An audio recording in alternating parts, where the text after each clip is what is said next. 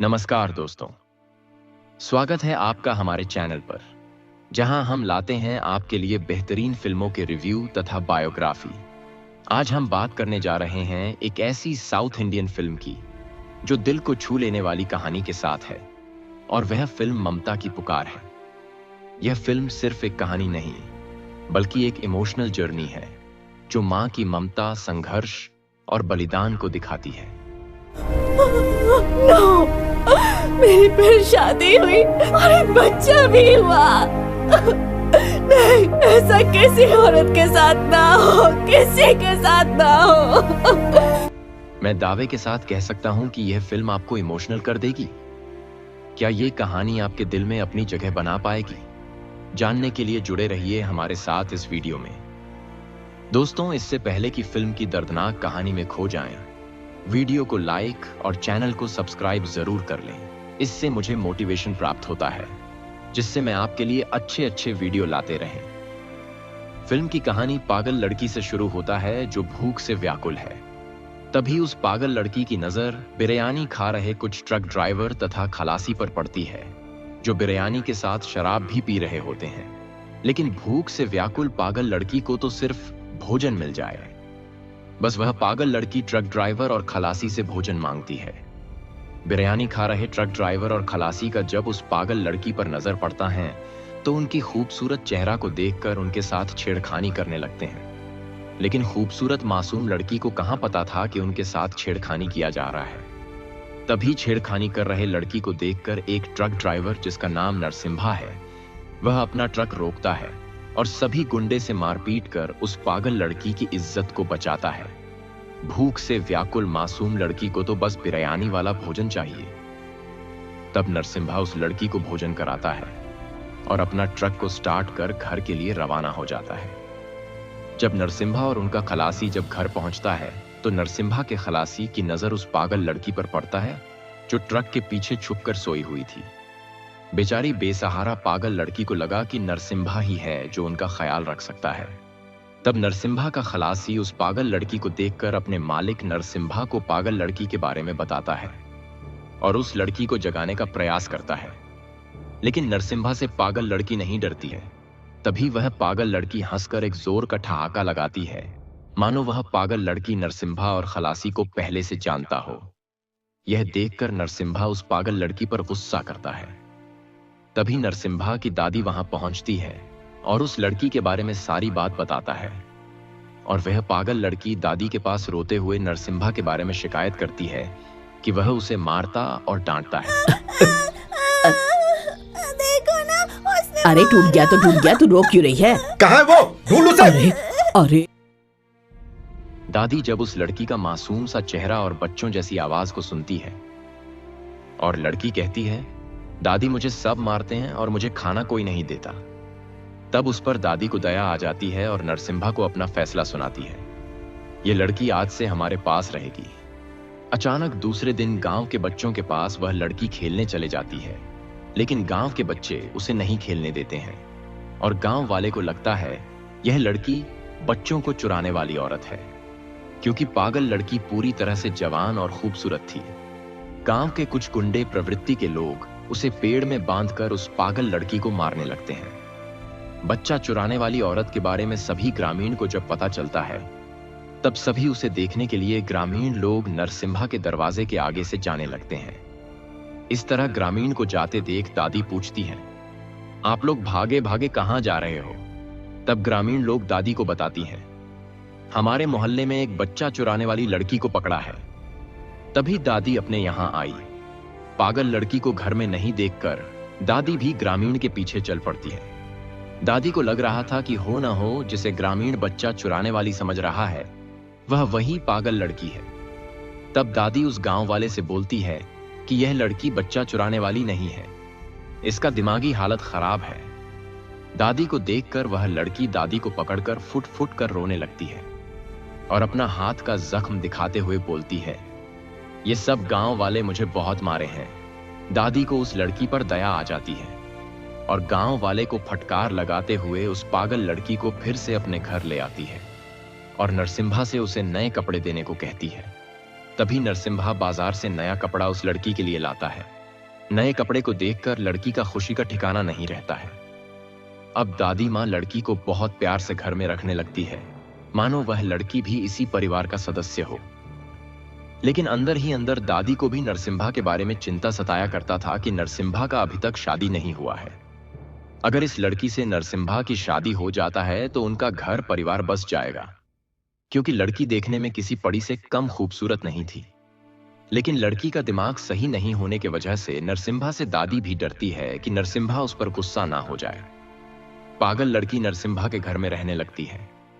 नरसिम्हा से उस शहर के सभी गुंडे डरते थे, मानो नरसिम्हा उस शहर का दादा हो। नरसिम्हा भी बिना मां बाप के सुंदर तथा हिस्ट पुष्ट सुंदर नौजवान थे। उनके घर में 2 सदस्य दादी और उनका ट्रक खलासी हैं, जिसके साथ अपना गुजर बसर करते थे नरसिम्हा की दादी, जो दिल की बहुत अच्छी तथा दयालु थी। नरसिम्हा ट्रक से भेड़ बकरी को एक जगह से दूसरे जगह पार्सल करता और जो कमाई होता अपने परिवार का गुजारा करता। बाकी का पैसा दोस्तों के साथ बैठकर शराब पी जाता। एक बूढ़ी दादी और उनका ट्रक खलासी ही था जो नरसिम्हा का ख्याल करता। नरसिम्हा का गुस्सा भी इतना जबरदस्त था कि उनके आहट से ही लोग डर जाते थे। नरसिम्हा इंसानों के लिए इंसान और हैवानों के लिए हैवान था, इसलिए समाज में सभी लोग उनसे डरते भी थे और उनका सम्मान भी करते थे। जब भी उस गांव में किसी को गुंडे मवाली किसी को परेशान करते, तब नरसिम्हा का नाम सुनते ही सभी गुंडे मवाली जगह खाली कर देते।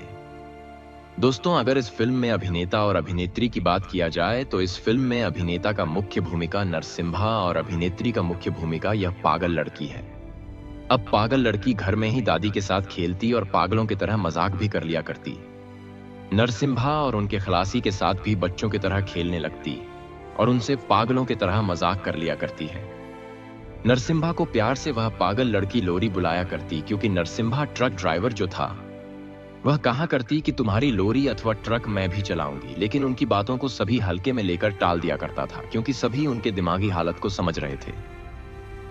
अब तो नरसिम्हा भी उस लड़की से परेशान था। नरसिम्हा और उनका खलासी उस लड़की से उनका नाम और उनके घर के पता जानना चाहा, लेकिन वह पागल लड़की नाम और पता नहीं बता पाती है, क्योंकि उनका दिमागी हालत ठीक नहीं था। उनका याददाश्त बिल्कुल खो चुका था। उल्टा नरसिम्हा से ही अपना नाम पूछने लगती है। मैं तो तुम्हें प्यार से लौड़ी बुलाऊंगी, लेकिन मेरा नाम क्या है, बताओ मुझे। अच्छा, मेरा नाम ही नहीं है। लॉरी, मेरा नाम क्यों नहीं है? कहाँ गया मेरा नाम?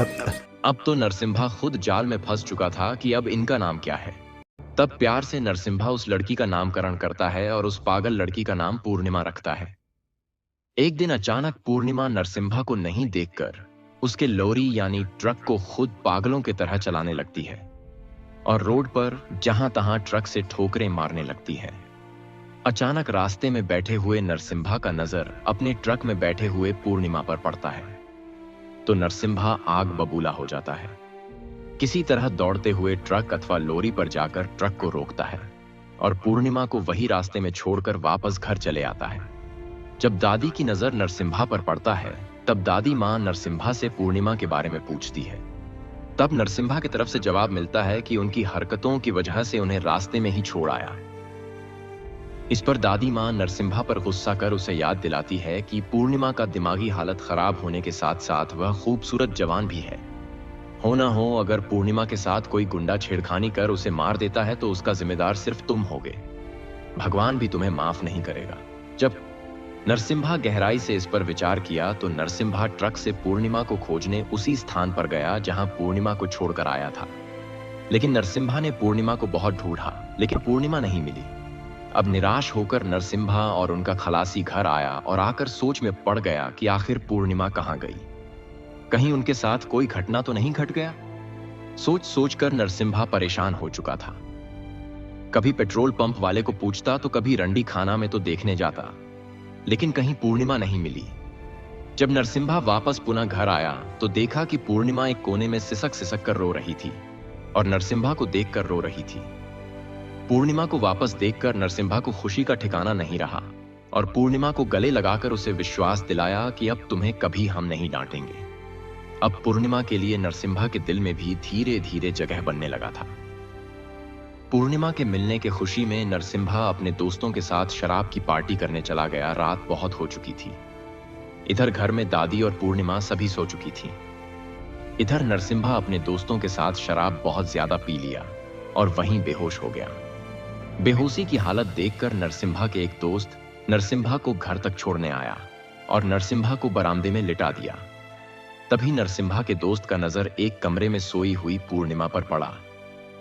नरसिम्हा को बेहोश देखकर उनके दोस्त का नियत फिसल गया और पूर्णिमा पर भेड़ियों की तरह इज्जत उतारने के लिए पूर्णिमा पर टूट पड़ा।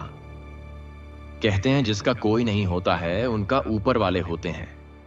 पता नहीं उस पागल पूर्णिमा को लगा यह जो आदमी है मुझे मारने वाले हैं, और वह बेचारी पागल पूर्णिमा अपना इज्जत बचाने लगी। तभी दादी मां की नजर जब उनके दोस्त शराबी पर पड़ा तो देखा कि पूर्णिमा के इज्जत के पीछे नरसिम्हा का दोस्त भेड़ियों की तरह पड़ा हुआ है। यह देखकर दादी मां बेहोश पड़े नरसिम्हा को पुकारने लगी, लेकिन नरसिम्हा इतना ज्यादा शराब पिया हुआ था कि नरसिम्हा की बेहोशी नहीं टूट रही थी। तभी दादी मां नरसिम्हा पर पूरे बाल्टी पानी उछल दी। तब जाकर नरसिम्हा का बेहोशी टूटा और पूर्णिमा की इज्जत को बचाया। इस घटना को देखकर नरसिम्हा पर दादी मां बहुत फटकार लगाई कि आज तुम्हारे शराब के कारण मेरी पूर्णिमा की इज्जत चले जाती, और दादी मां फफक फफक रोने लगी। दादी मां को इतना गुस्सा नरसिम्हा के प्रति था कि आज वह मन के सारे बात बोल देगी। दादी मां कहने लगी कि गांव के सभी आदमी का कहना है कि अनजान जवान लड़की को नरसिम्हा अपने घर में क्यों रखा है, क्या संबंध है नरसिम्हा का इनके साथ। यह सब सुनकर नरसिम्हा को अपना गलती का एहसास हुआ कि शायद दादी मां सही कहती हैं, और गांव वाले का मुंह बंद करने के लिए नरसिम्हा दादी मां के सहमति से मंदिर में जाकर सभी ग्रामीण के सामने पूर्णिमा का मांग सिंदूर से भर देता है और पूर्णिमा से शादी कर लेता है।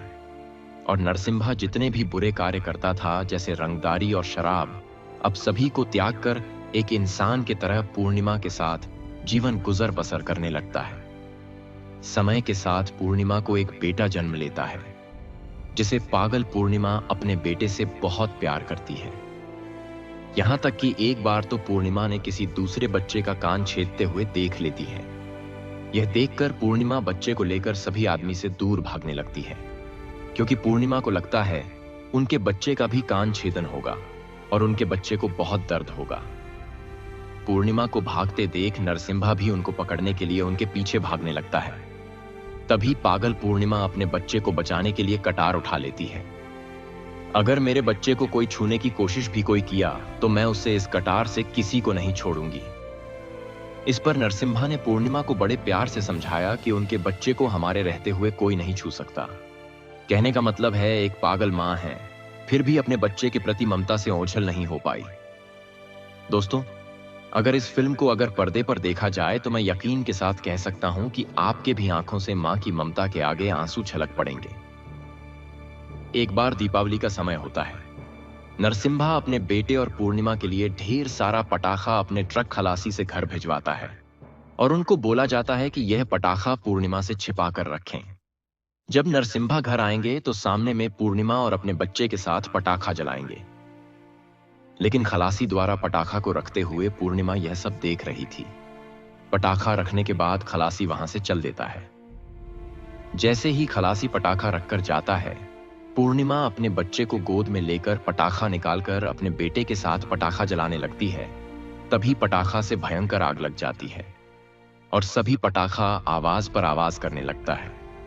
चारों तरफ से पूर्णिमा आग से घिर जाती है और दिमागी हालत खराब होने के कारण पूर्णिमा गहरी सदमा में चले जाती है। इधर नरसिम्हा को जैसे ही पूर्णिमा के बारे में पता चलता है, तुरंत उसे अस्पताल ले जाया जाता है और अस्पताल के डॉक्टर से पूर्णिमा की जान बचाने का गुहार लगाता है।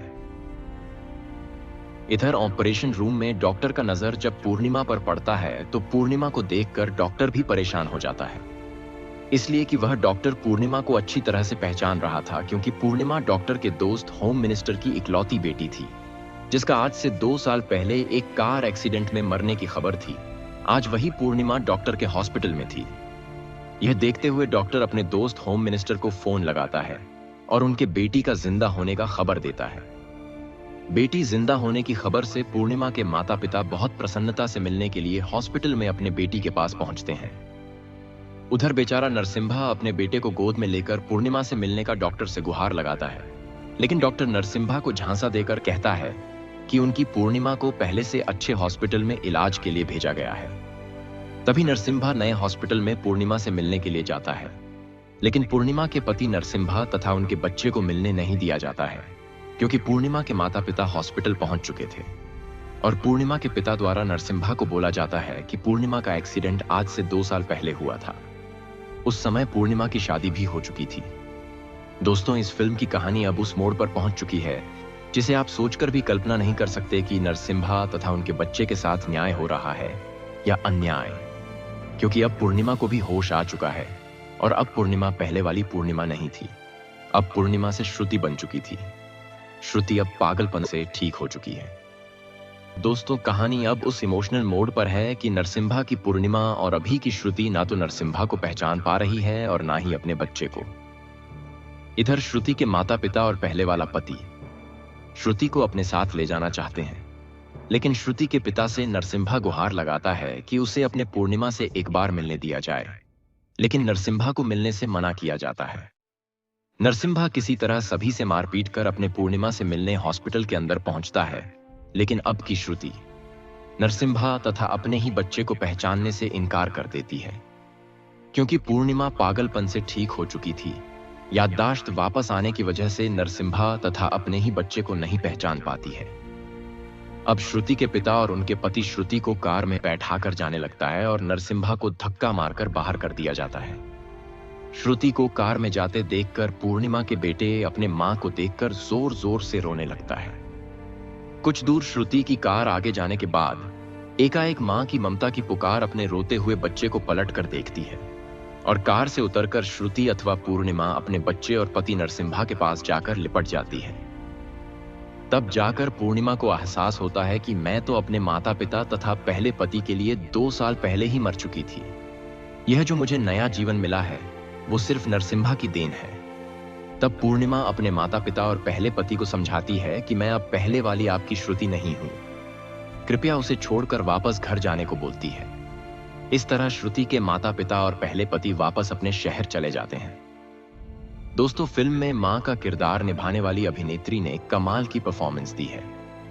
उनके एक्सप्रेशंस, डायलॉग डिलीवरी और इमोशनल सीन इतने प्रभावशाली हैं कि आप उनकी भावनाओं से खुद को जोड़ने पर मजबूर हो जाएंगे।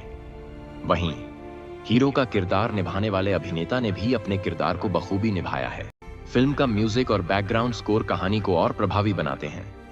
इमोशनल सीन में बैकग्राउंड म्यूजिक आपको रोने पर मजबूर कर सकता है। अगर आपको हमारी ये रिव्यू पसंद आई हो तो वीडियो को लाइक करें, शेयर करें और चैनल को सब्सक्राइब करना न भूलें। मिलते हैं अगले रिव्यू में, तब तक के लिए जय हिंद।